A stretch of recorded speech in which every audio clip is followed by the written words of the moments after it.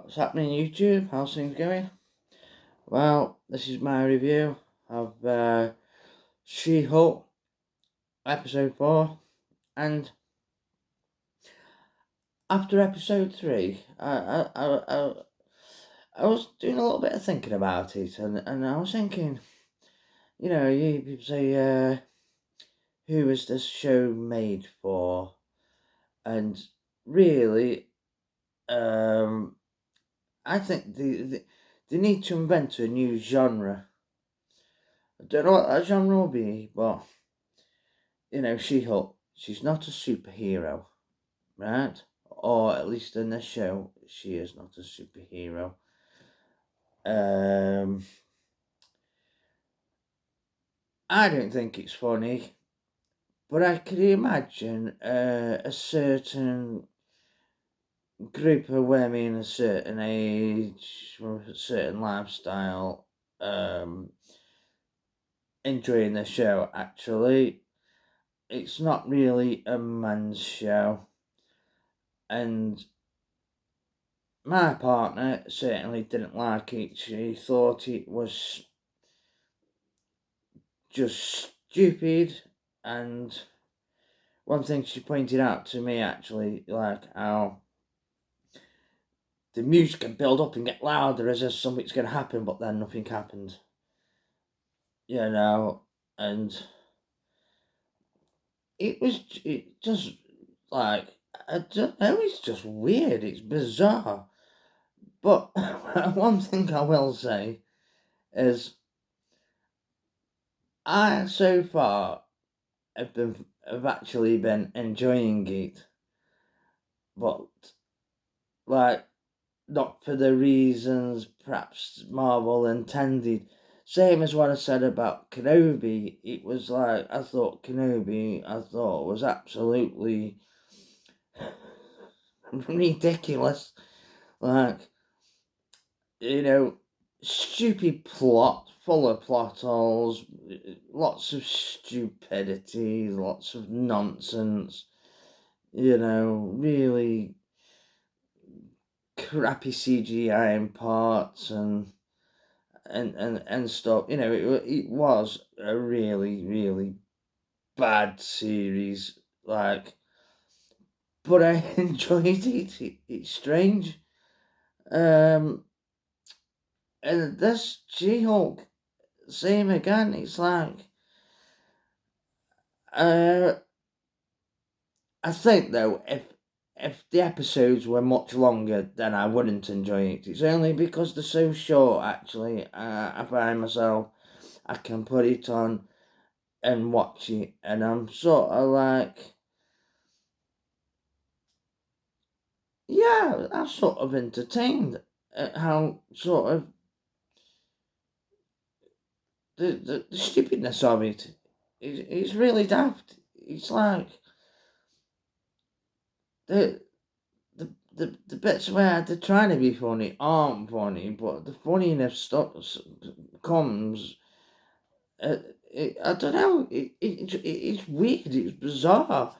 It's like they got like hired a team of like psychologists and sociologists to, I don't know, like analyze the script and say like, well, blah blah, and there's something fires in your neurons that people find like addictive, you know, sets off their endorphins. I mean, they've proven that with games like Candy Crush and Coin Master, how it's just the same repetitive thing and you never get nowhere, but you just want to reach the next level and see the next thing, but you're never ever gaining anything, but you still want to see what happens next, so you go along with it, and like,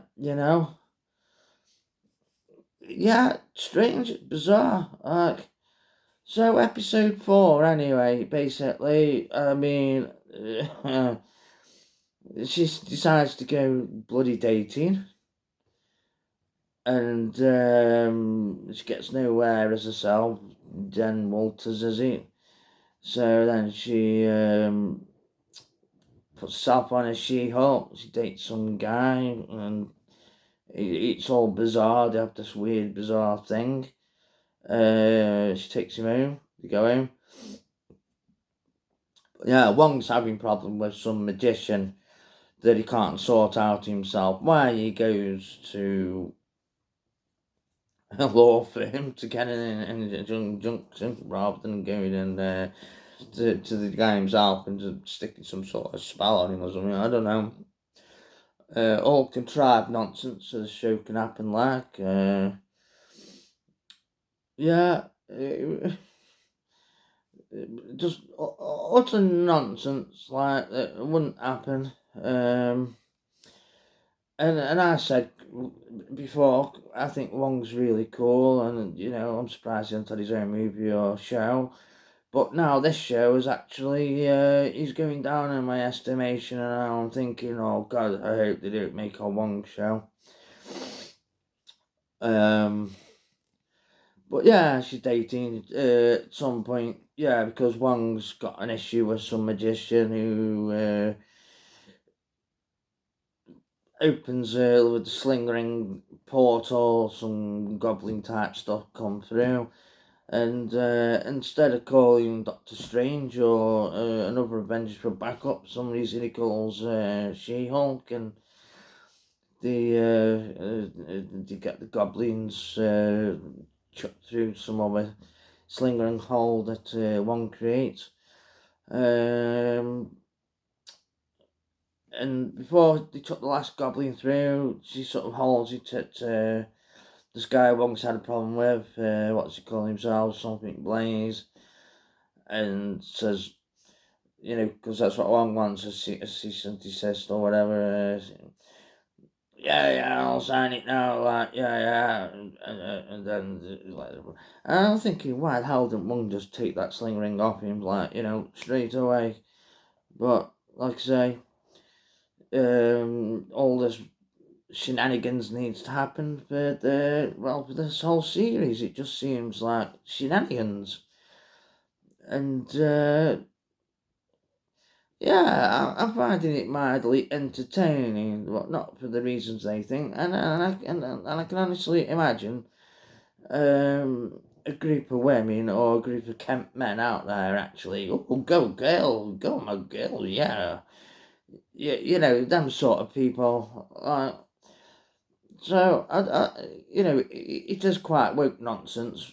And I've said before, I don't want to be a hater, so I'm not hating on the show. But I do think they need to come up with some sort of different genre to put the stuff into, because, comic book fans, like, I mean, the real die-hard comic book fans and the man babies, as they're called, us older 40s that, read the comics back in the day. We aren't down with this sort of stuff. We're too old for this modern world sort of stuff to keep giving us. I don't know.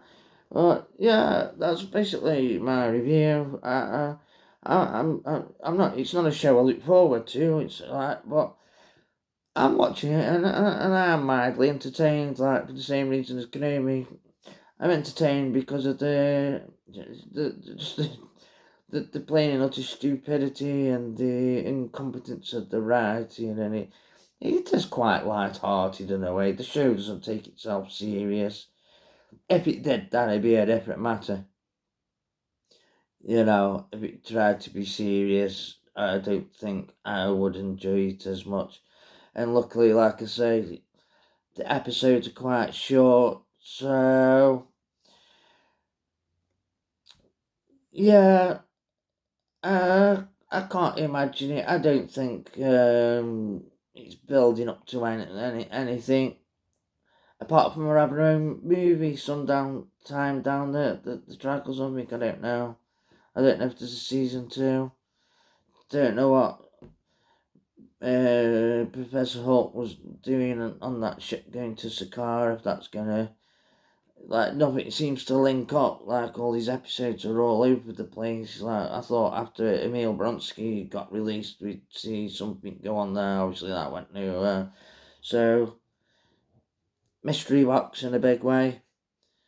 I'm just gonna end it there. Like I say, I'm finding it mildly entertaining. And obviously, like I've said this a couple of times now, it's a short show, so it's not too much of my time to be wasted.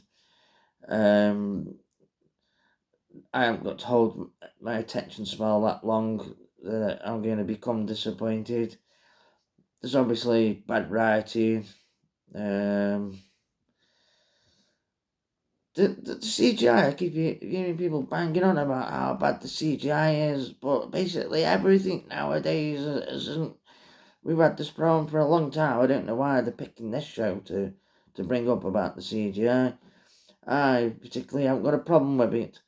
You know, there's bits where it's okay and there's bits where it's bad, and that's basically every Star Wars and Marvel show and film that we've gotten.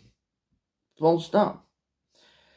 Anyway, people, thank you for listening. I'd love it if you give me a click that like button, subscribe. That'd really make my day. Ring that bell, ding dong, and most of all, stay safe and may peace be with you. Thank you very much.